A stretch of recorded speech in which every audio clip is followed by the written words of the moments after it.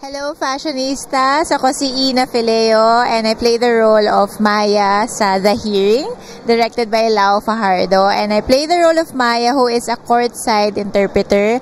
Ibig sabihin po nun sa isang hearing or sa isang trial kapag merong deaf na witness, kailangan merong interpreter, syempre to interpret what's being said on the stand.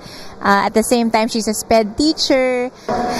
Makikilala niya sa hearing si Lucas. So, mag-intertwine yung buhay nila pareho. And si Lucas, siya yung biktima ng isang karahasan. And of course, he's deaf. So, medyo mahirap para sa isang taong deaf, isang batang deaf, lalo na sa malayong lugar para magkaroon ng boses, kumbaga. And yun, so in a way, yung character ko dito, binibigyan ko ng boses yung walang boses.